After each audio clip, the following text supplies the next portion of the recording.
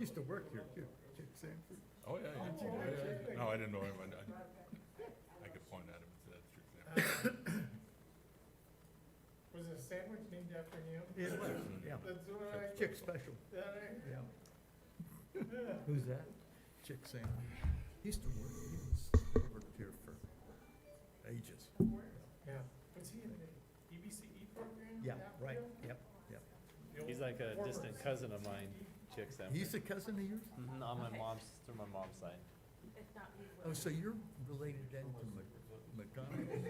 To who? McMonagles? McMonagles? Well, I know that that's part of his, I'm not sure if that comes back my way, but, yeah. Yeah, I was just thinking of, because they used to have that little store over by the Kendall, Oh, yeah.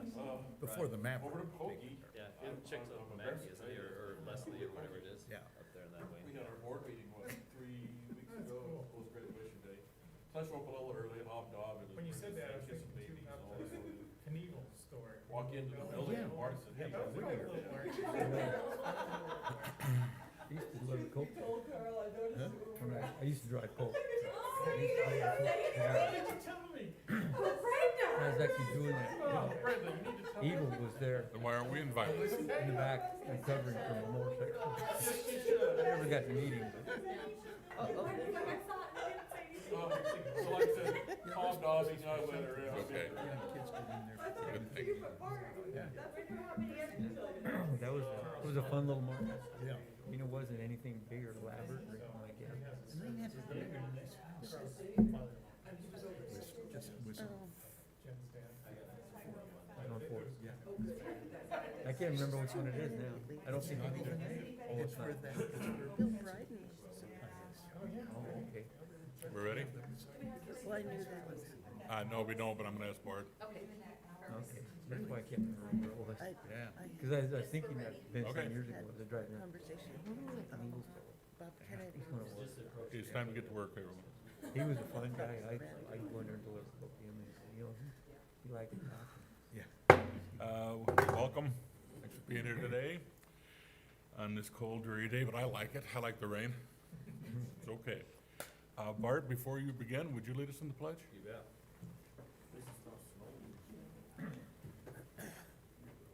You bet. Please follow me. I pledge allegiance to the flag of the United States of America and to the republic for which it stands, one nation under God, indivisible, with liberty and justice for all.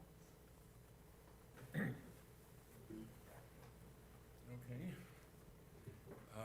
All our board members are in attendance except for Miss Jackie Craner, who is excused. There's one item on the addendum to our agenda. It's a wellness dashboard report. And I would entertain a motion to approve the agenda with the addendum. I move that we approve the agenda with the addenda. I'll second the motion. Any discussion? All those in favor, say aye. Aye. Aye. And that motion is passed. Hey, before I go on, is Jackie with us? No, she didn't. Okay, okay, all right. Next is the approval of the minutes, and the minutes include a special meeting to discuss options to balance the budget, the 2020-2021 budget. That was on May 15th, 2020. I'll be glad when we can stop in Yes. 2020. Yes. A regular board meeting and executive session for personnel on May 19th, 2020. And then a special meeting and executive session, RE open negotiations, personnel, labor contract matters. And that was on May 29th, 2020. Real quickly, Dave, I did, have the minutes in there and then had a correction and they didn't get put back on the last set. Okay. So I put them in this morning, I don't know if you guys had a chance to see them. Yeah, 7 o'clock not. this morning. I did not. Yeah. The one thing that I wondered about, and I don't know whether to make it as a correction or not, in the board meeting set of minutes, there's a part, and it has my first name and Tanya's first name, and it normally says Ms. Gephardt and Ms. Wilkes. Oh, okay. And so I didn't know whether that's a correction or just goes that way. Just as corrected. Okay, I'll just fix that before we publish them. okay. I then move the minutes stand as corrected. Okay, is there a second? I'll second. All those in favor? Aye. Aye. The motion is passed. The next on the agenda is the approval of the consent agenda, which includes authorizing the payment of claims, approving the supplemental financial information, and approving the human resource activity. Is there a motion to approve the consent agenda? I move that we approve the consent agenda. I'll second. Okay, all those in favor? Aye. Hearing that, the motion is passed. Now it's time for public comment. However, there is no public comment to No, be but- received, so we'll move on. Next on the agenda is to the presentation of proposed revenue and expenditure budgets for the 2020-2021 school year, which will be presented by Mr. Reed and Mr. Smart.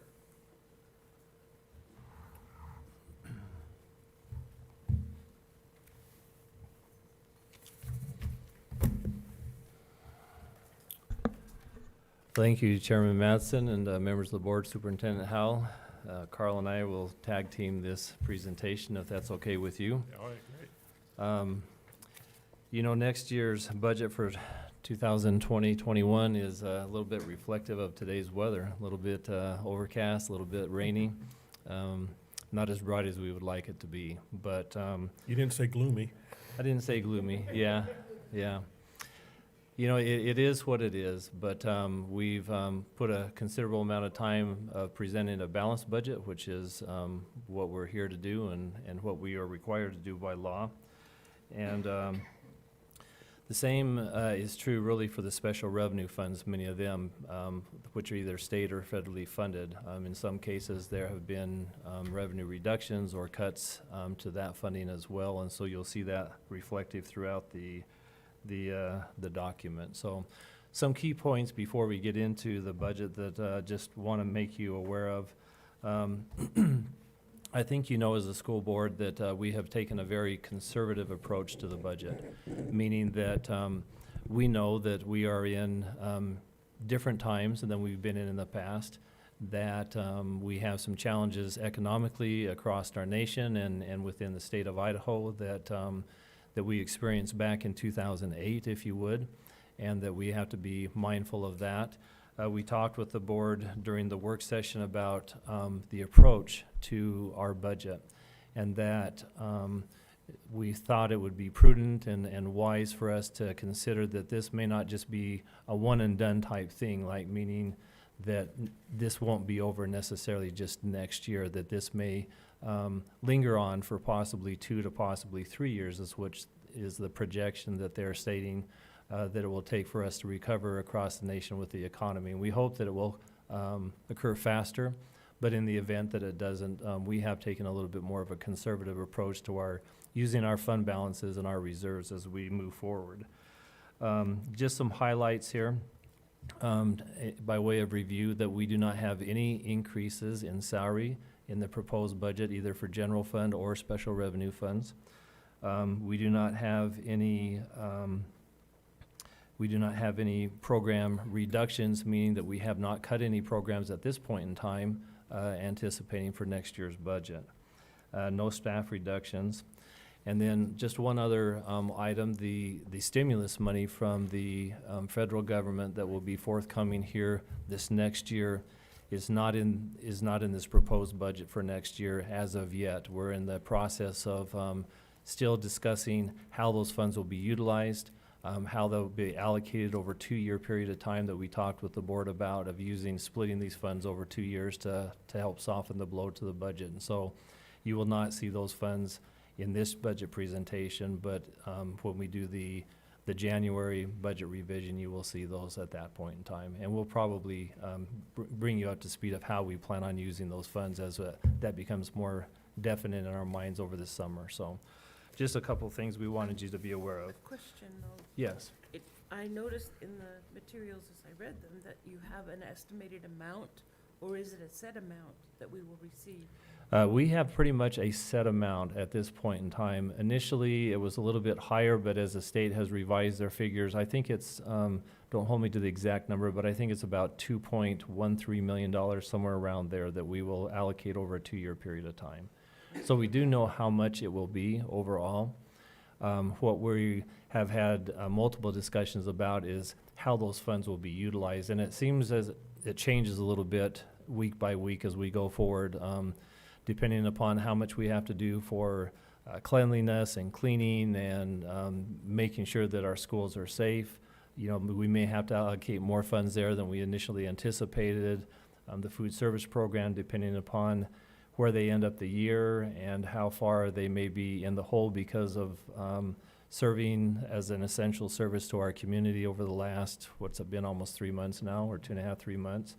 So all of those sorts of things will go into the equation. And once we have a little bit better feel for where those funds will be utilized and how they can be utilized, then we'll develop that budget. All right.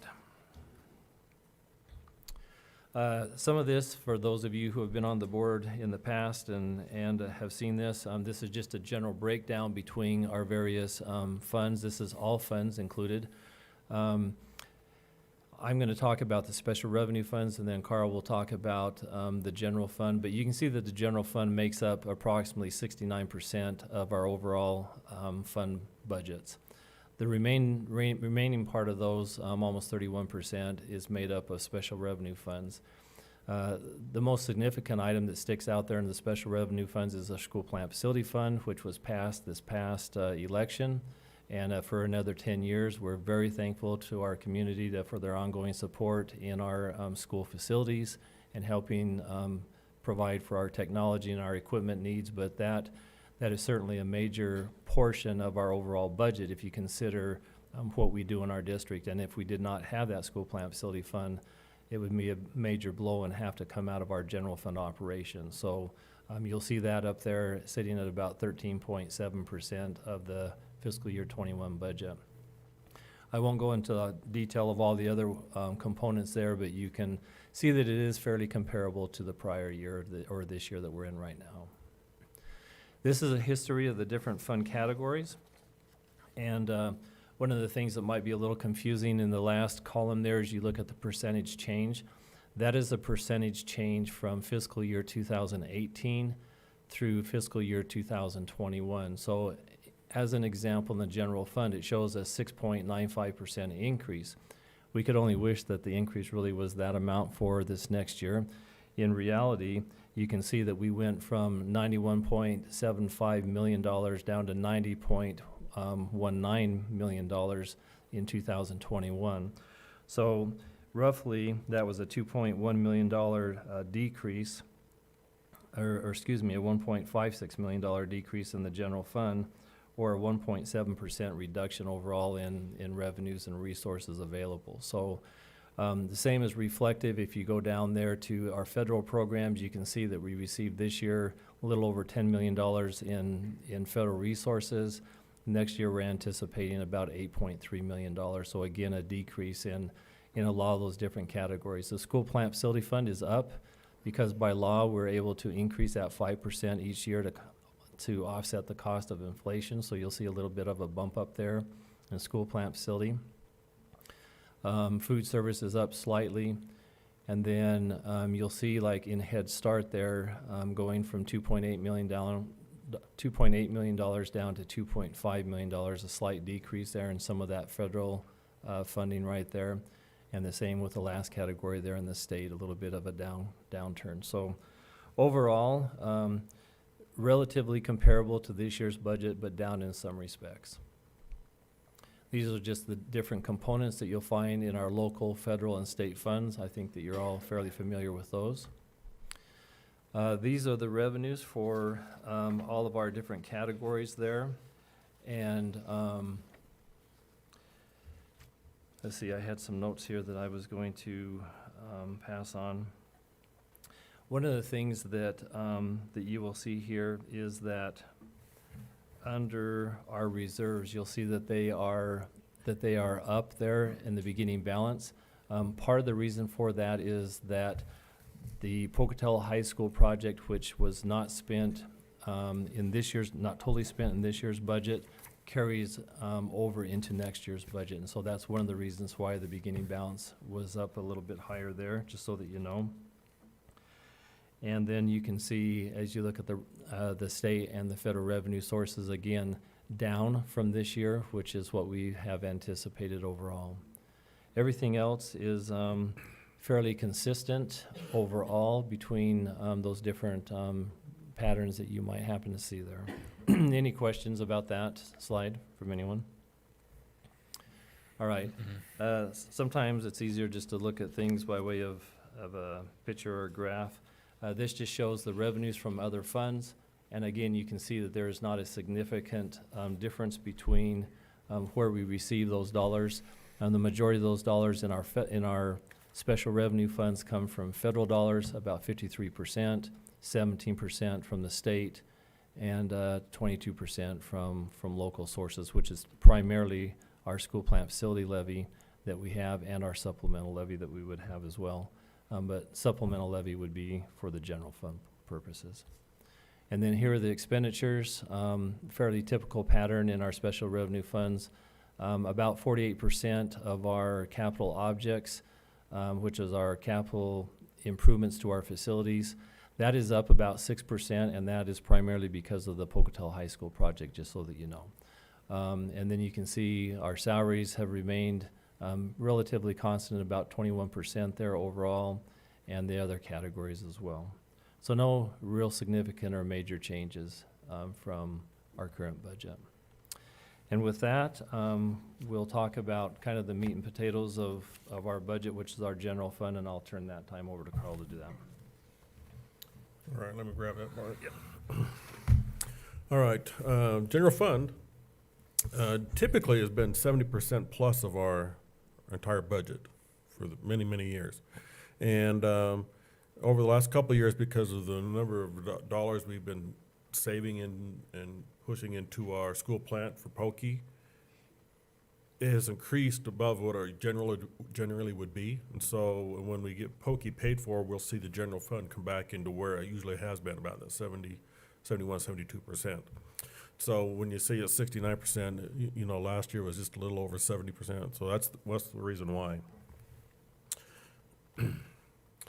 We publish in the paper every year before our budget hearing our summary of all our funds. Bart showed you the specials fund side. This is the general fund side.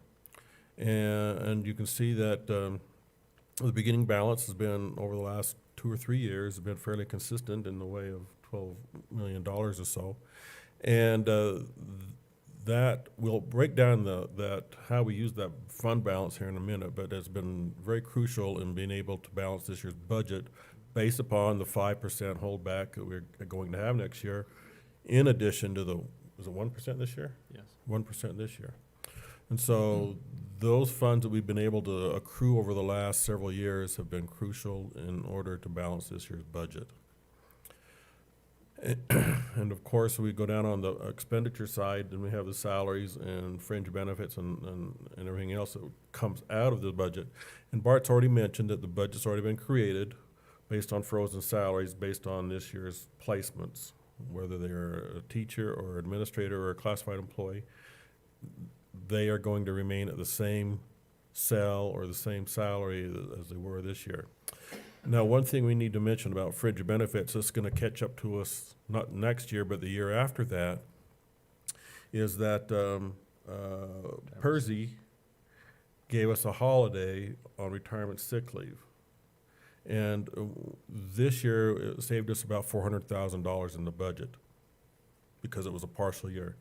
This year, if you were to go through the budget and you see retirement sick leave, it shows $0 expensed or planned to be expensed for that particular budget item. It's going to catch up to us in the 2022 school year when we have about $600,000 we need to add back to that budget. And so as we talk about the fringe benefit line there, we do need to make that notation, and we've had that conversation. We know it's coming, and it's an anomaly for this last year and this year. So it's gonna catch up to us again in 2022. Did you have a comment there, No, Ms. Gebhardt? I mean, I'm just thinking, you know, it's kind of convenient that it happened this year when we had. It is really convenient that it happened this year. But- But there's no free ride, we know that, and so, we just need to make that known, that $600,000, it will catch up to us sooner or later, and that's in the year 2022. And of course, you can see everything went down from this year from last year, and that's given the holdbacks from the state, that's a given. As you compare the revenues from the general fund versus what, in the special fund, they're very different. Most of our money comes from the state for the general fund, which is, you know, a given. So, state this year, 86.3, last year it was 86.5, so very, very similar numbers.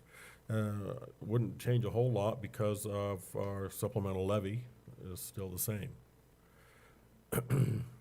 As here again, we're comparing the two types of funds, the revenue sources. They're very different.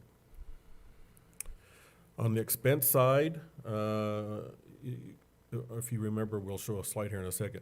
The fringe benefits and salaries make up the bulk of our general fund expenses, 86 1/3% this year. And very different from the special funds where the bulk of the funds are now, especially this year, are spent in capital objects, which is school plant. If we were to pull out school plant and compare them, it would probably be very similar when we look at those. So with that school plant kind of throws things off. As you can see, the capital objects, this page happens to be the big black part in that pie chart. Much of what we look for, or in a way of anticipating revenue from the state, is how many kids do we have in the system? And our enrollment, which also drives ADA, and we've never heard if that's going to change any day soon, where they're going to base our state revenues on membership or ADA, or average daily attendance. Our projected enrollment still is very important. We've been hanging right around that 12,400 mark for several years now. And we've talked over the last several years about a bubble that's been working our way through the system. And you can see that's kind of working our way out beginning in the 2024 school year. And so once that bubble's gone, then we'll probably stabilize about 12,200, 12,300 kids. And so we will see how it pans out over the next 2 or 3 years to see if this actually holds true. But our enrollment has been very steady over the last several years, and we project it to be so in the future as well. And of course, we have our table here to show that. All right, the nuts and the bolts of our funding. State funding 101, I'll call it. So if we go back to college and go to the beginning, we have two types of funding that we know of or we have in the general fund: entitlement and salary apportionment. Those are the two big portions. We have other line items, and we've shared those with you in the past. Some money coming from transportation and professional development and that sort of thing. But these are the two big portions of our funding. Both are based on units, which is a result of students' average daily attendance, or ADA, over the period of time. So that's where our enrollment comes in. A unit can be likened to a classroom. We anticipate receiving about 601 units for salary apportionment this next year, and that's based upon our ADA through the first Friday in November. They call it the first reporting period. So that's why it's larger. And as we've discussed in the past, our ADA membership actually decreases over time. We can always say it's going to be high in September, and it decreases through the months of February, March, and April. And so our our unit funding for, discretionary dollars has always been about 99% of the number of units we have for salary apportionment. And we can almost take that to the bank.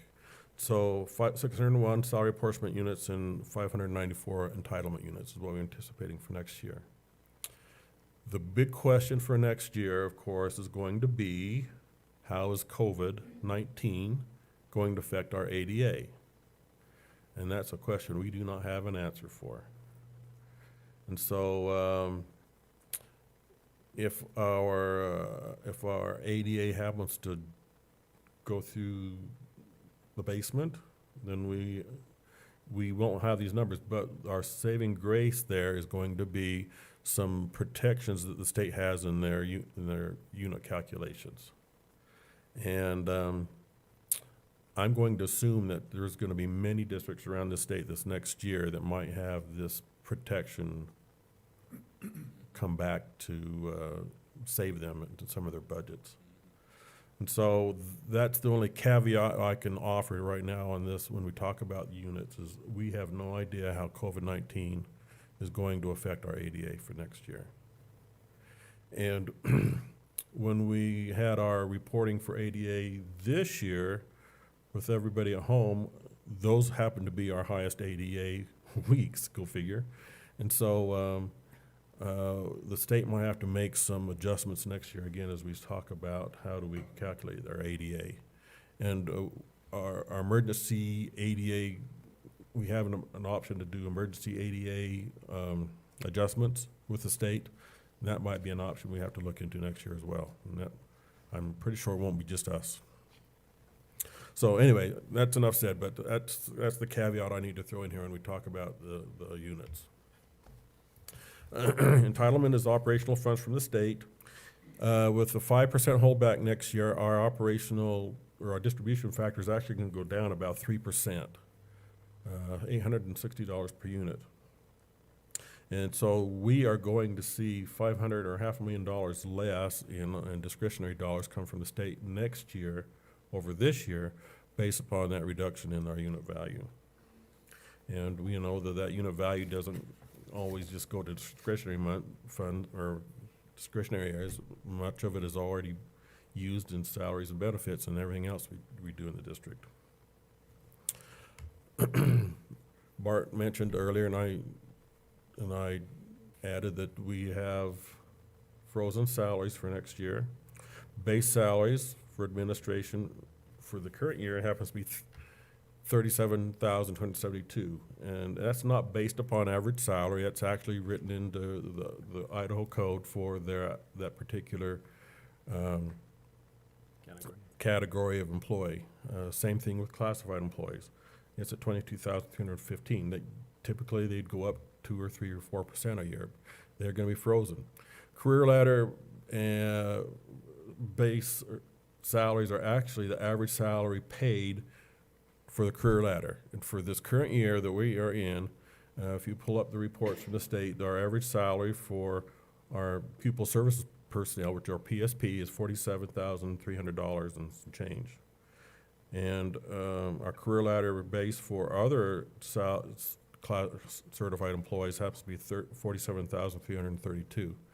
This is actually the closest they've been in years. Our pupil service personnel usually have higher average salaries because a lot of them have master's degrees. And so we've had some turnover, so this is the closest they've been in many, many years. The minimum teacher salary is $40,000 this next year. They have not changed that, and so even with this holdback, they are gonna require that the teachers be paid no less than $40,000, which happens to be $1,500 more than the current year. Classified base salaries happens to average out to be about $10.73 an hour. Approximately 16.1% of our classified employees' hours paid from the general fund are paid at $10.73. 84% are paid more. And so we go back to our discretionary dollars, our unit value. So some of those dollars and some of our not school plan, what am I thinking about? Our supplemental levy funds will have to go to supplement our classified salary schedule. The Administrative base salaries affected by the experience and education of our administrative staff. Our experience index happens to be 1.8. So you multiply it 1.8 by that $37,000. So our average reimbursement for an administrator's salary is $68,611.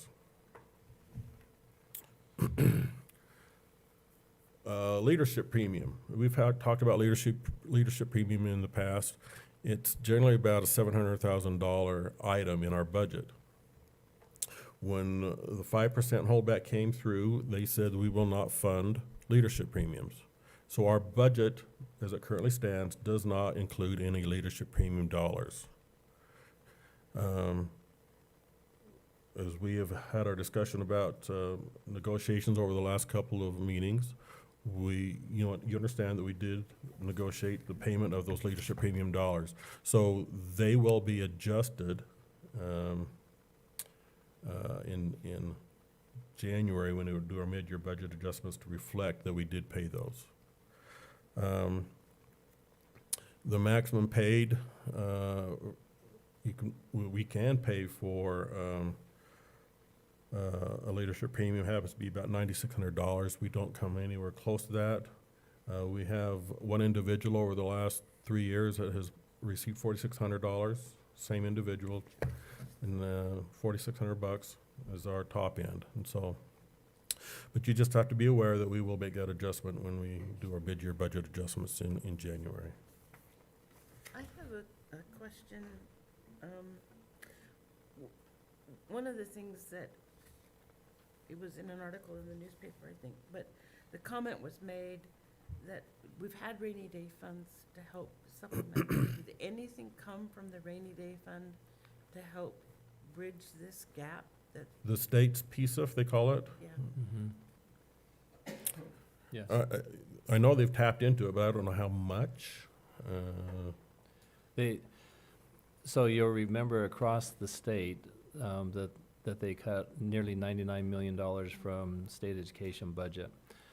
That would have been far deeper had they not tapped into the PSEF fund. So I, like Carl, don't know exactly how much they tapped into that rainy day fund at the state, but they did tap into it.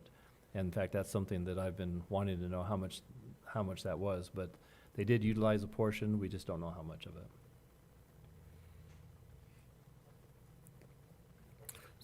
Any other questions? Well, probably, but All not right. right now. We'll try to answer them. All right, here's the important part, and we talk about the $12 million we have in reserves. Because we are not reducing salaries, we know we are going to get fewer dollars from the state. We are going to utilize some of our reserves this year, and this is kind of a breakdown of how those reserves are going to be utilized. Now, when we look at that $12 million, much of it is carried over from the prior year's contingency reserve, unappropriated fund balance, and inventory reserve. And so it's included in the $12 million, but we reserve it on the backside as well. And so when we get to the bottom of this, you'll see how that all works out. But our current revenues this year, as we anticipate them, are going to be $78.1 million. Our current expenditures are $80.4 million, so we have a difference there of $2.2 million. And that's got to come from somewhere, and it's going to come from these reserves. So we estimate that we're going to have about a $12 million beginning fund balance, and that has built up over the last several years. Generally, it's because we've underspent in textbooks, we've underspent in supplies, we've underspent in some other areas. It's underspending rather than a windfall from the state. So if we take that $12 million and take away that $2.2 million that we are going to exceed our revenues through our expenses, we have about $9.8 million left for distribution. We're going to put some of that back into contingency reserve, which is our 1%. We're going to put some of that back into our fund balance, which is 4%, or not fund balance, unappropriated fund balance, which is 4%, and $300,000 for inventory. So that leaves actually $5.5 million in available reserves for 2021, get us into the following year. And so, you know, if we exceed our revenues again by 2.2, that you would utilize up a good portion of that $5.5 million again. And so this is really a 2-year plan, maybe 3, in case something really goes south on us with the economy. So I think we're in good shape. Anything you want to add there, Bart? No, I guess the only thing that I might want to add is that as you look at that funds available for 2022, one of the things that we're going to be faced with as a community and as a school district in March this next year is our supplemental levy. And that currently sits at $9.25 million. If for some reason that did not pass, and there have been some districts around the state where that has not passed and has been a significant issue, you can subtract $9.2 million from $5.5 million of the reserve there, and you can see that we're going to be about $4.5 million in the hole. So that will be crucial in our education to the public of letting them know what those funds get used for, how we've maintained that, and of course we've had a supplemental levy here in our community now going on for, I think it's 60 years overall.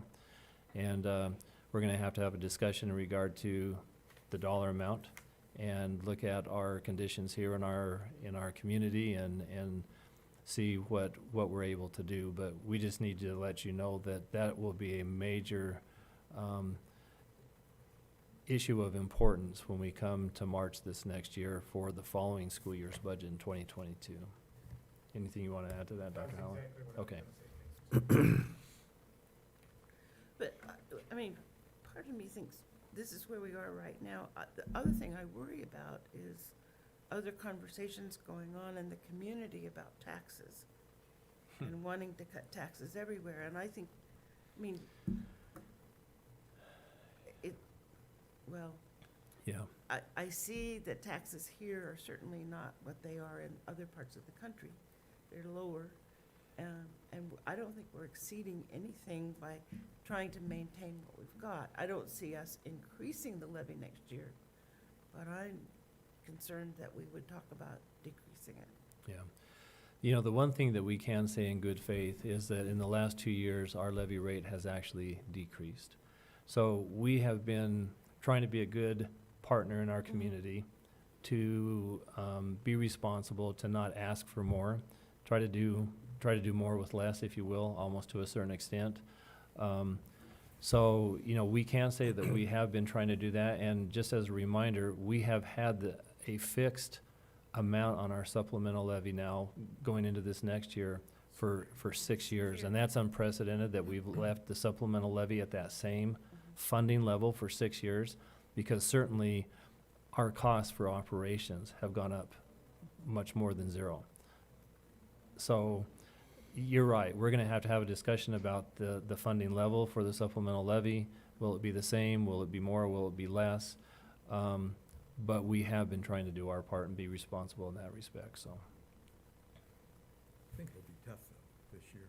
I mean, Oh, absolutely. like, You know, you see- piggybacked on 2 years of high property tax increases. Just that's- the people who aren't working, I think that's. Right.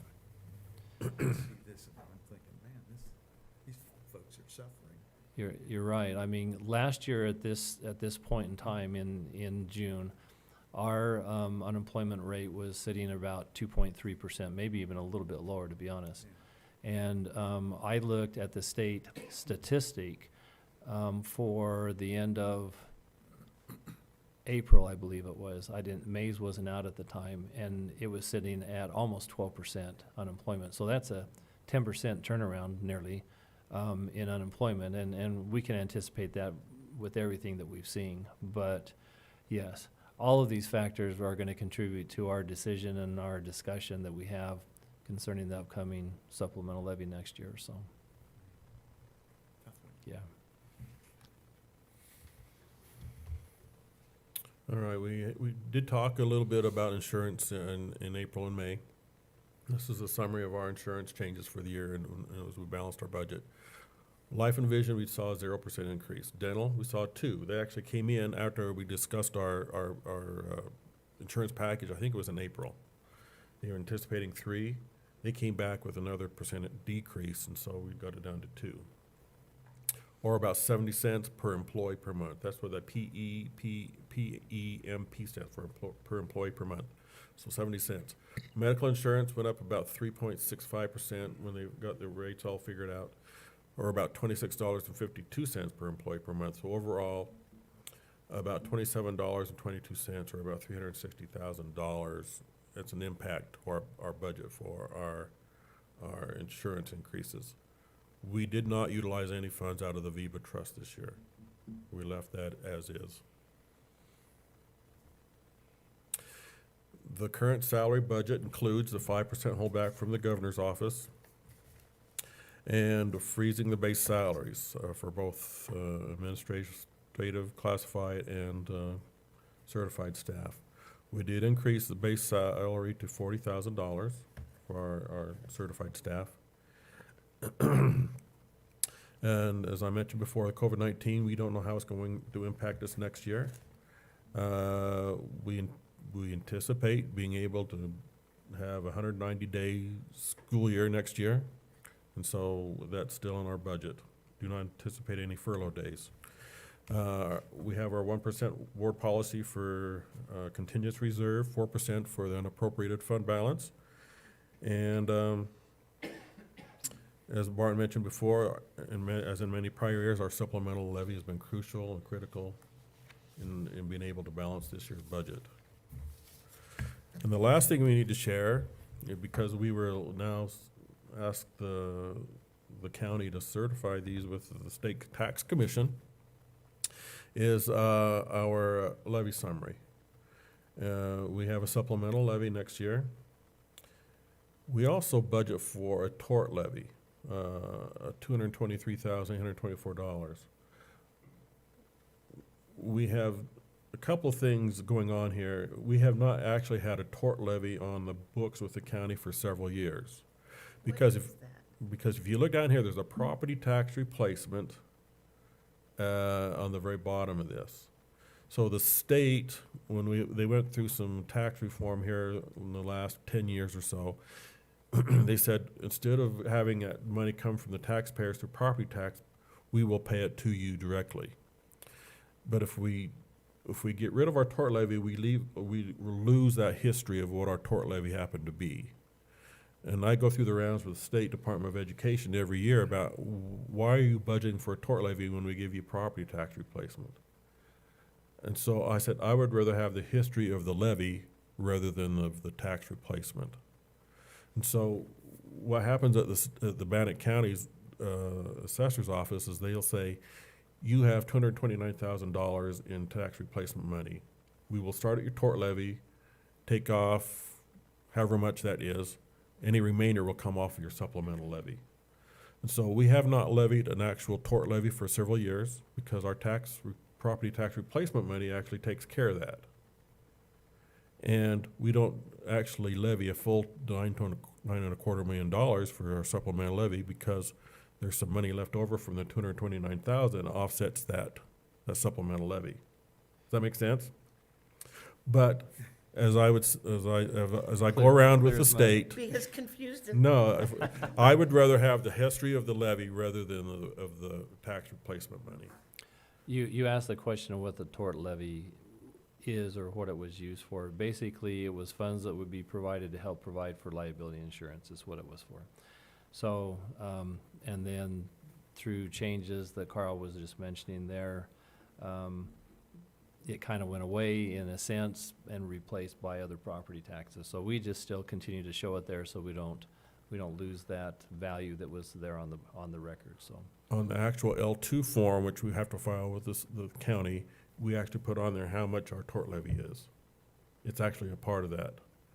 And then it gets offset with this tax replacement money. And so it's on here as a levy that we certify. But if you were to get your tax assessment from the county and say there's no tort levy on here, That is the reason why, because it has been covered by property tax replacement money from the state. But we still put it on our L2 form as a levy that we are certifying, even though it's not really paid by property taxpayers of Bannock County. But we are gonna certify it as a levy as such. And as you can see down here at the very bottom of this, our tax levy rate has actually gone down, but we saw a very significant increase in property tax values last year. And we do not receive any funds, additional funds based upon increase in property values. That has to be noted. We certify a flat rate, and this, for last year, happened to be 15.2, or flat levy amount, sorry, not a rate, a flat amount of levy dollars. Last year, 15.2, this year, 15.5. That's what we will get back from the county, no matter how much property values increase. And so we actually certify an amount, and then the county calculates the rate, there's my rate, based upon the amount of dollars that we request from the county, based upon the property values at the time. So, we will certify that with the county, once they get their L2 forms put together and distributed, and so we will do that. And that has to be done by, I believe, the first Friday in September. What is the 63-1305 judgment? There's nothing there, but what was it? There are three levies on here that we could actually levy, typically we could levy. Bond levy, we haven't had a bond levy in several years because the bond's been paid off. Emergency levy is for, Those changes? if we have an Significant enrollment, increase. significant enrollment change at the beginning of the year, we can request emergency levy. We haven't done an emergency levy for several years. Every once in a while, there is a judgment that comes through, and it affects property taxes. And the last one, I believe, was when they revalued some of the hospitality properties here in town, hotels. And when they do that, the county has to refund back property tax to that entity. They hold us harmless. We can, the following year, if we get held back, let's say $50,000 in property tax, we can levy that $50,000 the following year. And so it's a judgment levy. It's usually, like I said, it's money given back by the county to some sort of entity. It might be hospitality. We've had it in the railroad in the past, the utilities. And so we are able to get that back the following budget year through this levy. And we've had them in the past. We haven't had one for at least 4 years now, so. Yeah, but anticipate that sometime in the future, we'll see another one. Does that answer your question? I think so. Okay. And I look at some of these things and I think, anybody who thinks the budget is simple is So not paying attention. with that, that is our presentation today. You will, as we open up, and I don't know if we have any bodies here or not, set the budget for this next year, certify the levies so we can actually put that on our L2 form and send that to the county during the summer. And actually give us authority to start spending on next year's budget. And it's ready to go. We just need approval. Okay, it's my turn. Right. I will now recess this meeting to convene a public hearing to solicit any input, proposed revenue and expenditure budgets for the 2020-2021 school year. I will now call for any input. How long do I wait? Okay, seeing none, we can move that fast. Good. Seeing none, I will now close the public hearing and reconvene the meeting, the regular meeting. I would entertain a motion to adopt the Pocatello-Chubbuck School District Number 25 revenue and expenditure budget certify the levies, and authorize the appropriations for the 2020-2021 school year per the attached resolution as if read in the minutes. Is there a motion? Hereby move that the board adopt the Pocatello Civic School District number 25 revenue and expenditure budget, certifying the levies and authorizing appropriations for the 2021 per the attached resolutions as if read into the minutes. I'll second. Any discussion? All those in favor, say aye. Aye. Aye. Hearing all in positive, that motion has passed. Next, we'll move on to reports. Thank you, gentlemen. We have a media report and community relations update. Courtney Fisher. Good morning. Okay, so I just have a brief report to share with you this morning. I believe I mentioned in my last report that we sent out a survey shortly before school ended to both parents, families, and then students. We received 3,300 roughly respondents to the family survey and 250 for the students.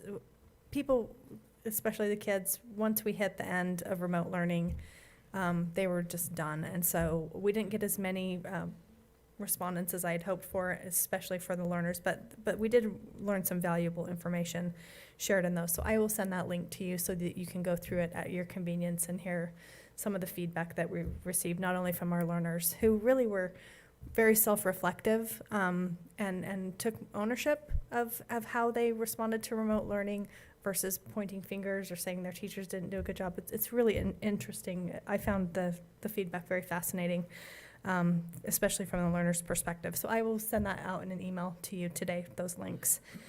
Graduation was tremendous. Thank you all for your support and your participation. I know that was a long 24 hours that we spent going to 4 graduations, but the feedback that we've received, I want to share some of that with you here today.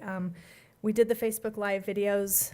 Barring any technical difficulties, we did have technical difficulties at Pokey, as well as at Highland, but people were, by and large, just really grateful for the opportunity to be able to witness and participate in that way. So just to give you a little bit of history, Pocatello High School at the peak live views had 359, and they were the highest, which I found really interesting. At the peak, Highland High School had 219 watching at one time, and it seemed like just looking at that data, people hopped on to hear where they're, I think people were texting, we're about ready to go, so people would hop on, see, whoever they were there to watch, read their name, hear about them, and then jump off and not really stay throughout the duration of that video. Century High School had 284 at their peak. But all in all, we had nearly 93,000 minutes of footage watched. So that's pretty tremendous. I thought that data pretty fascinating. Feedback, not only from things I shared on Facebook with district, we got letters, comments via Facebook Messenger. Just wanted to share some of those with you. I was a naysayer. I was grouchy, but today I'm humbled. Y'all outdid yourselves. It was such a fun day. Best graduation ever. I loved it. Better than inside a stuffy gym. The weather was great. The organization was executed without flaws. The teachers looked like they were all having a blast, and the kids got the opportunity to be themselves at their graduation. I saw so much personality. Our family enjoyed the entire process, and we got to spend more time celebrating our graduate than our previous experience. It was so personal, so student-focused, so celebrated. Thank you for making a memorable year better than anticipated. And that kind of is the theme. I wasn't sure how this was going to be going, but once I got there, it was better than ever. So I think we're going to hear that next year as we start planning for graduation. So just beware that that's I already heard. Right. Say, I want mine the same way. right. Yeah, well, we enjoyed it. Yeah. We thoroughly enjoyed it. I'm not gonna say why, per se, but we enjoyed the whole experience, and I'd love to Right. do it again, but we don't get a vote, so there you go. Right. Well, and even the students, people don't like change, and this was a year of change and anticipation. I just think people didn't know what to expect, and so a lot of people who were kind of uncomfortable with that are thinking it wouldn't be so good. We heard a lot of rumblings beforehand, and we just kept telling people, be patient. we know the time and effort that's going to be going into this. We think that you're going to be pleasantly surprised, and that, in fact, was the response. So anyway, thank you. And just the personalization, I think, is what people enjoyed the most, seeing the kids' personalities come out with their own decorations, and then families getting to spend. I mean, I think they saw their graduates more that day than they had in years past, especially for people who had previous graduates going. True. One of the things we talked about is the fact that the younger kids got to see the specialness of Right. graduation. So, Right. And the parents and the grandparents were in the same car, right, following. Cameras were everywhere. Absolutely. They got, Cameras, how many minutes right. were taken? yeah. Right, they got to go Everyone got through a that close right look. there with them, where, you know, normally from that high view at Holt Arena. So Yeah. I think that level of intimacy was really appreciated, so. In the world of community relations, we weren't able to have our retirement reception this year due to COVID, and so we had to change that. We were able to put a little bit more toward gifts, so we just took whatever we spent normally on that retirement reception and split it across the number of retirees. So we were able to up the quality of the gift a little bit this year. And in addition to that, ISU Credit Union came in and gave a $25 gift card for local restaurants. So we not only were able to support our retirees, but we were able to support some local restaurants as well. So they got a $25 gift card from Amazon, as well as a $25 gift card to a local restaurant. And then Shauna has been putting together a video celebrating the retirees, and that will go out today, and then a media release will accompany that, to thanking them for their service. Community meetings are starting to ramp back up a little bit, especially the Chamber of Commerce is starting their regular meetings. And so last Friday, Mr. Mattson was in attendance. We took a team of 8. Oh, and Mr. Vitale also, sorry. We took a team of 8 district people. We far outnumbered chamber participants at this meeting. But it was really cool. It was, you know, we have Fridays off now as a district, and so on an early Friday morning for the local issues meeting at Perkins, we had 10 representatives from the district, including Miss Maddie Wilkes, who is Tanya Wilkes' daughter. She's a recent graduate from Pocatello High School, and we just shared some information about updates, about challenges that we faced, successes that we faced during remote learning, some of the things that we're doing this summer to get athletics back and going with an eye toward being able to compete this fall, to just tapping into a little bit just about our plans for the future. So that was really great. And if Dr. Howell, you would share the feedback that you got in particular, I think that's really important feedback to share here. It was Mr. Rick Phillips from Simplot, both during the meeting and after. He just commented how impressed he was with the district and setting the stage really for our community. And so, like a pillar, essentially, is what we provided to our community in regard to that support and that base for everyone to move forward during a very difficult time. Thank you. And then just a couple more updates. The Phil Meter Auto Group last week distributed the past program bikes, and so we were able to go and do a photo op with, we invited 1 student per school, so we invited 13 kids. We had 9 show up, and we did a really great picture with the kids with their bikes, and then we had all 3 major news outlets, Idaho State Journal, KPVI, and Local News 3 and 8. Cover those stories, so that was great, and we want to thank Jason Meter and the Phil Meter Auto Group for supporting that initiative. It looked a little different this year with attendance, but they still thought it was really important to award those children who took the initiative to try to work toward that perfect attendance prior to us doing our emergency break. And then just as we look forward to what the new school year is going to be looking like, it's been really fun to see the creative ways that our schools have responded. And so if you haven't had a chance to look at it, on our Facebook page on June 1st, we posted a video that Hawthorne Middle School put together to welcome incoming 6th graders. They did a virtual tour. They had lots of teachers involved so they could have familiar faces. That was really well done and really well received from some 6th graders who didn't have the chance to go in like they normally would in the spring to get their footing in a new school and a new environment. So I encourage you to go take a look at that and some of the things. And if you don't follow our page, please do. We share lots of great stories and student accomplishments on that page. So any questions? That concludes my report. Thank you. Yeah, thank you. Now we'll move to curriculum and instruction, school safety. Chuck Orr first. Good morning. You have included in your packet policy 8203, graduation requirements again. The proposed changes really are straightforward and basically just eliminate the graduation requirements for the class of 2019 and 2020. So you'll be asked to hear this policy on first reading a little bit later. Okay, thank you. Thank you. Something like Lori, yeah, there we go. Good morning. First of all, the Head Start board report. The program ended the year with 177 children enrolled. 5 of the families moved out of the service area, and 1 family just wasn't interested in remote learning, so they disenrolled from the program. For the 2021 school year, they have 126 completed applications, and families have completed the phone portion of the process, and the program's just waiting for their paperwork to verify their income. The program will continue to take applications over the phone through the summer months, so it's changed a little bit how the Head Start program is taking the applications. For the non-federal share match, the required non-federal share for the 1920 school year was $177,940.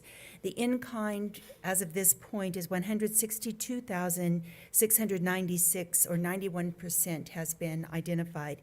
The program will meet the required amount once the district match has been included, so that's always good news. For personnel, the program is now hiring. That's what they were doing yesterday and today for the next school year. I know that they have 1 teaching position that's open. They have a family advocate and then a couple of aide positions that are open. The interview process will continue through this summer to fill all those positions. They're also realigning their management job responsibilities. They're adding some new mid-management positions that will assist with the direct supervision of the remote classrooms, since there'll be 2 classrooms at Wilcox next year while we work to get the facilities back to the Lincoln Center, and then there'll be 1 up at Jefferson. Were they able to get the health care worker piece? They've had all year this year, they have had a health services manager that is there. Yep, so she's been able to step in, get a lot of training done, so that's been really, it took them a long time to fill that position, and so we're glad that she was Well, there. I noticed that they changed it from half-time to full-time. Oh, so they're looking for that mental health services, yeah. And so that they have not, they're in the process of hiring. That's one of those mid-management positions that they will be hiring for the next year. They were not able to fill that half-time position, and they advertised and advertised, so hopefully by having it as a full-time, Okay. they'll be able to fill that one. For the funding, for the 1920 continuation, COLA, quality improvement, and the COVID-19 grant applications, all of those have had to be submitted, and they've passed through the Region 10 office, and they're waiting final approval, and we should hear that sometime before July 1st.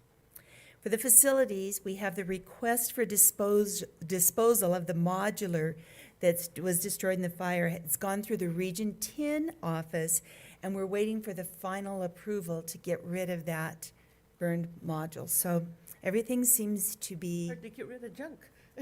yeah, and it has taken much longer than we had thought. Right, Mr. Reed? It's not junk until they say it's junk. There we go. Yeah, we're waiting for them to say that, so, yeah. The program's moving forward with obtaining a modular unit and currently reviewing the different options. For the Child Spring Outcomes Report, due to the soft closure, the program didn't have the valid data to compile a spring outcome report. The final report was calculated using data from the first 2 assessments, showing that growth was in progress and likely continue during the soft closure. The program focus for the 1920 was in the math domain, and the final report shows that 62% of 3-year-olds met that, and 80% of 4-year-olds were meeting the expectations. The program goal was 85%, and they'll continue with that math focus for the next year. All right. And then we have the final food backpack program report. You'll note that 250 backpacks are distributed in May. We did not receive the full amount in May, so we were able to get out to the community resource workers, the social workers, the number that were available, and so everything has been distributed at this point. Thank you. Lori. Tanya, yeah, a couple items there. Good morning. Morning. So I just wanted to go over some extracurricular participation fees. With the fall sports being suspended, we did go back and reimburse all those students, athletes that had paid their participation fees. We felt that was really important. School district goal to get that money back into those parents' hands. But if you notice, each end of the year totals, outstanding fees, we have gone down from last year.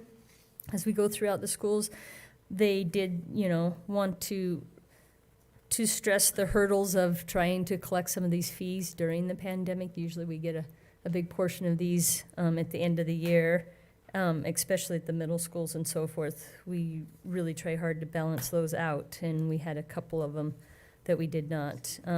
But overall, for all the schools, they did go down on collecting that, so that definitely will be a continued process. Do you have any questions about those? If they don't get paid this year, are they able to participate next year? They're supposed to not participate. They can try out for the team. They can be part of the team. They cannot participate in the game-like situations until that's paid off. So typically, we get those paid off pretty quickly once game time or meet time rolls around.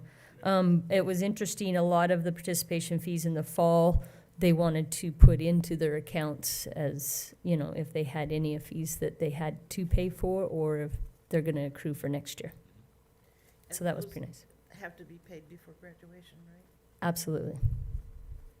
And again, we had some hurdles this year with, the schools being very limited and so forth, and the economy, pretty tough. But our seniors did take care of things as they are picking up their diplomas. So as they picked them up last week, they're still paying on those. So, yeah. And then the last thing we need to go over is just, we had one more camp added. It was a track camp for Portola. They're going to do every Saturday in July, have a little track meet. And so we just need approval for that. You get my approval because I'll be the starter for her. There you go. We missed it this year, didn't we, Dave? Yeah, that's a lot. So, okay. Any questions? Okay, thank you. Business operations.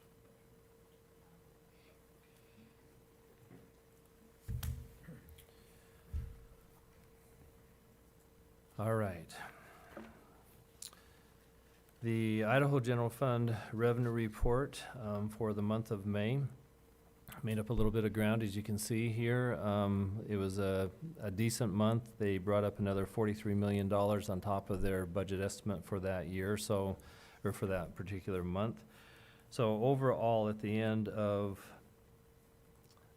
May, they were $313 million under their budget projections, which is a lot better than the amount that they were before. Sales tax, what was interesting about that, and we talked about this last month, but it was actually down 10%, which we anticipated that would take that fall under the May collections, which would be for the month of April. And we'll probably see something similar to that when we get to the June report, I would imagine. Next item are some of the information in regard to our summer feeding program. This is just staggering if you ask me, but through the end of this report here, we had served a total of 144,000 meals roughly since we started doing this in March. If you double that for the fact that we're doing a breakfast and a lunch, that's 288,000 meals that we've served since we started this. So that's pretty unprecedented in the history of our summer feeding program. Right now, just overall, we're down. We're not serving close to 4,000 breakfast and lunch every day. We're down probably around 2,700 with the hotter weather, and that's more typical for our summer feeding pattern, if you would. So still very busy, still very valuable program to our community and to those students in need. Our eligibility percentages are sitting at about 43.5% for free and reduced, so that's typical with what we're seeing here in prior months. One thing that we wanted to communicate to you was our negative balance report. This is the balances that exist in our food service program throughout the school year that still have unpaid balances. And you remember at one time, years and years ago, that was 17. yeah, well, it was even up to $30-some-odd thousand. But we're maintaining around $8,000 balance. You can see there over the year, so that's pleasing that has not grown. I think that was a reflection of a better economy. We'll see what that balance does here over the next several months as we get back into the school year this next year, and as we look at unemployment rates and all those different types of things there. Yes. One of the things I hadn't noticed before is this field supervisors portions. Are those individuals held responsible for the balances in some way, or how does that work? Responsible, they have assignment to kind of monitor that for their given site locations that they look at. We don't do payroll reduction if they get over too high a percent or anything like that, but no, they kind of keep track of that and monitor that at their different site locations, and so that's what that information means there. Yeah. Maybe a little misleading, but it's just a way to for them to kind of be mindful of it. And the reason for that is that the individuals at the school, the food service workers, are responsible to kind of monitor that, because we have, if the balances get over, I believe it's $11, then students are not allowed the charge. And so that's why they break that down, just to make sure that their staff are kind of honoring the board's commitment to say, if you're over $11, then we'd ask you not to charge, so. Okay. Lastly, and maybe not necessarily most importantly, but it's been an unusual year with bids.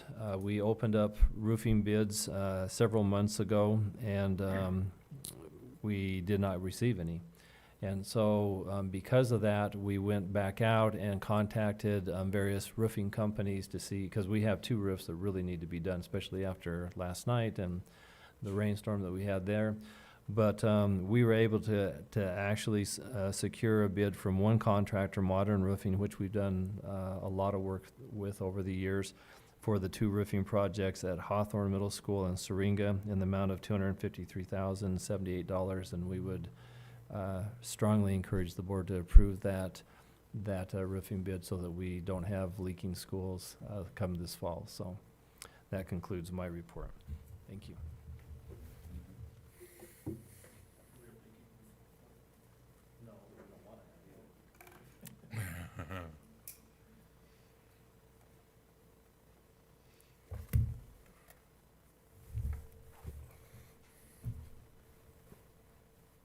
Sorry, Dave, I'm just gonna show up, okay? Yeah, go ahead.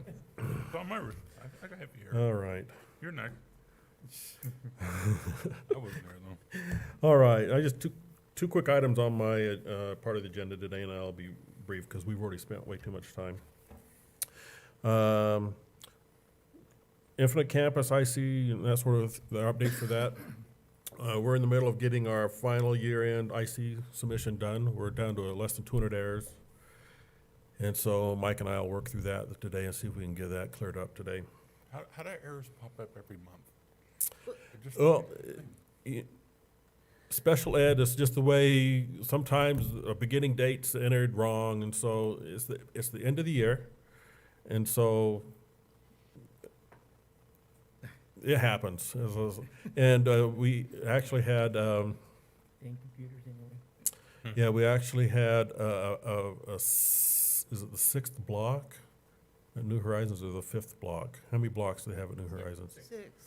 And so that was part of the last one, but then you have to report all the grades, and anyway, there's new areas that pop up at the end of the year as you're just trying to close up shop for the year. And so And the big ones happen to be where they did not get a kid dropped appropriately, and so they have attendance that they think should have been collected for a certain amount of time that didn't get reported. So they got to go through and add and drop kids and make those appropriate changes. So anyway, it's when you're considering there's hundreds and I think it's close to 2 million records that we submit for this particular one for the entire year. So, 200 errors out of 2 million records, I'm not feeling too bad. So, It's intriguing to me to think how these errors pop up. Is it just an inconsistency that shows, or how do you know what's an error? they tell us. They tell us. We run against, they call it their report manager, and we submit it, and it generates a report back to us and say, this is what we found inconsistent in your data. And they have probably 200 rules that runs against the data to make sure everything matches up. The big one is hard, we have to coordinate with is, there are 3 data sets, a master course schedule, an assignment, which is from our employees, and a course record for each student. And so all 3 of those have to line up. And so if I'm missing an assignment in mine, the assignment file that's in the course file, but not in the master course file, all 3 of those errors will kick out, and there's a course with no master and there's a course with no assignment. So those are the things they check for. And if a CTE course doesn't have an FTE in it, or, it goes on and on and on. So, long story short, we're down to 170 errors, and we get that submitted today, this week. It's due Friday. And so we will work through that today, and I think most of them are very easy to clean up. Yes, it's close. Close but no cigar. Chromebooks, I escaped here for a minute. I just want to go back and get an update on Chromebooks with Kevin. As you know, on April 6th or 7th, whatever, it was a day just like today. Yes, 2 months separated, but still the same. Our intentions were very good about getting data collected on who took a Chromebook. And some of those forms were legible at the end of the day, and some of them were so wet that they became illegible. Anyway, we knew we distributed about 7,000 Chromebooks. We are down to about 400 that are still out somewhere. 200 of those are going to summer school, okay? They know of about 25 that are sitting in homes where they're out of state. So we're down to about 200 Chromebooks that we don't know where they are. We knew we were going to have some loss, and they are preparing letters now to go to some of those families that they know that they might have a Chromebook in their home. Interestingly enough, we knew we were going to have some loss. But interestingly enough, we have all kinds of scenarios that happened. Like one family called up and said, my Chromebook does not work. They happened to be in Blackfoot. They drove down here, picked up our Chromebook, and expected to work on their system up there. So we have some of those sort of things, and we have families that probably just don't care about returning it. And so we have a fairly decent accounting of where those might be. But like I said, the day that we did it or distributed them, it was organized chaos. And so I think we've done a fine job getting them back. Families have done a fine job getting them back. And so we are happy to where we are today based upon our experience. Are the 200, are they nearing their date when they're dead? And they would be all those computers that should have been nearing the end Nearing the end, so. this year or next year.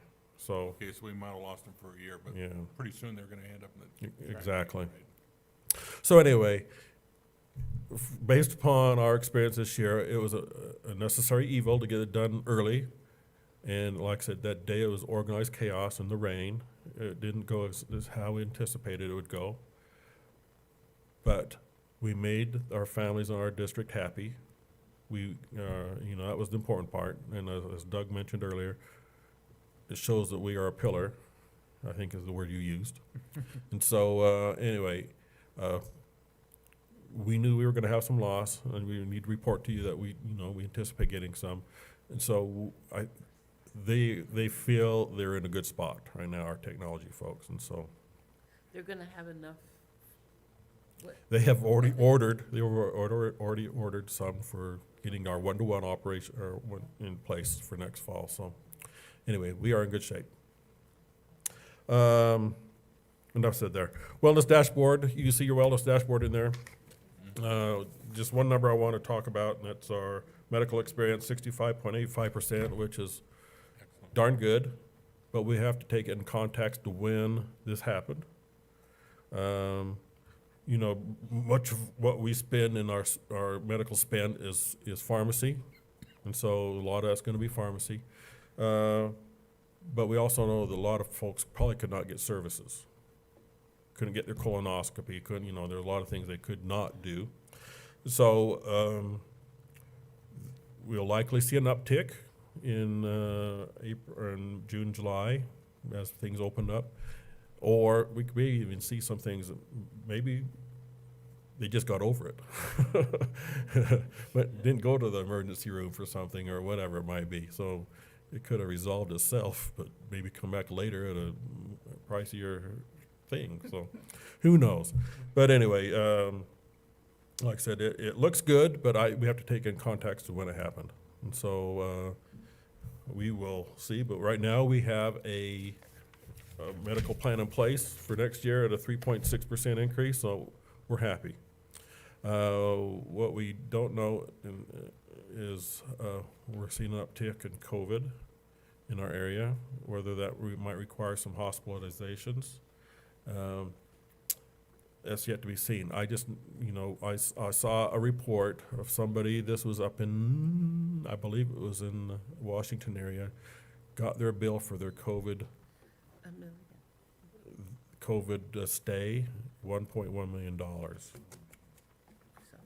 So it can get expensive in a hurry, so we're hoping that we don't have a lot of that happening in our community, because it could have a very big impact on our plan. So we'll be watchful of that. So with that concludes my report today, unless you have other questions. Thanks, Carl. And no human resource report in June, so it's up to you, Superintendent. Okay, I'll bring it home. We've just got a very small calendar for you for the month of balance of June and into July. June 29th, we had a due process hearing scheduled for you. Even as we've sat here, I had a pop-up on my email, and we've had a request for an extension. And so, in fact, I was just reviewing that in Idaho Code yesterday as far as the hearing, and the extensions have to be by mutual consent. So we will talk about that with legal counsel and then get your schedules and see if that's a possibility or what we do. So don't count on the 29th is, I guess, what I'm telling you right now. But they've had Don't enough throw it time, out haven't either, they? huh? I would think so, but, So is the extension from our end or the no, other? from their end, they're requesting up to 30 days or something, so. I will, I'll work out some details with you, but I just wanted to make mention of that since we're coincidentally right here on the calendar. So is it possible that it could still stay on the 29th? That would be my preference if it's Yeah. yours, and, but, That sounds, we need to end this thing. yeah, right? So, there was a couple proposed dates, to the end of July and more middle of July. But let me see what I can do, and then I'll follow up with you, okay? Say what kind of an extension are they asking for, like 30 days or? Up- 30 days was what our legal Wasn't it? counsel said is Standard. the standard, the norm, that's what I was thinking, yeah. And so the dates proposed from their side was middle of July or end of July, so, yeah. Let me- let me take that and see what I can do. Independence Day on the 4th, of course, local issues. Now you're back on, Mr. Vitale, Mhm. Mr. Manson. Mhm. So, that's showing to Perkins on the 10th. And then Judge Murray, I don't know if you're doing those remotely or. I got a note from Tyler to say they're not doing anything until September, Oh, okay, all right, get a little break there. I think, yeah. Regular board meeting on July 21st, we're still showing it at 5:30. No. If you'd like, during the summer, we could maybe bump that up if you like this time, or, I talked to Dave and he said that he was okay keeping it until kids come back in September. I'm okay with that if everybody else is. Oh, yeah. I just thought, I like this time better. 10 o'clock's good. I like this time better, and 5 o'clock is As not. long as the minutes come before, I'm sorry about that one. Okay, I mean, I'm sorry, That's the I was rule. reading this morning, Yeah. and I, Should have just been the ones that I had a correction that I made and didn't. put it all in I, there. mine didn't come until this morning, so, okay. Well, well, at your pleasure. We can have a little more discussion, we can follow up with you individually. I like him. I like 10. Good with me. those two like 10. Just get the minutes out early. Yeah, It's gotta be out on Friday. yeah. Done. Okay, all right, so, Mrs. Gephardt, if that'd be all right, I'll survive. we'll push through on some minutes a little bit. And if we need a couple more helping out to make sure that happens, we can do it. Okay, that's it for me, Chairman. Okay, thank you. Okay, and we did not receive any written comments pertinent to the agenda items, so we'll move on. Going to the action items, the first order of business is to hear on first reading policy 8203, graduation requirements. Is there a motion? The first reading for the 17th time. Yeah, Oh. that was our adoption today. Right. Just, yeah, I don't know that there would have been. I hereby move that the board hear on the first reading the below listed policy is presented, I'll second. 8203. All those in favor? Aye. Aye. That motion is passed. The next item of business is to approve the camp request, I move that we approve the camp so I request. can go to work and have fun. Yeah. Is there a I'll second that. Okay. All those in favor? Aye. Aye. Aye. That motion is passed. The final item is to award the roofing bid for Hawthorne Middle School, Seringa Elementary School. Is there a motion? I hereby move that the board approve the below list bids as amended. I'll second that. All those in favor? Aye. Aye. That motion is passed.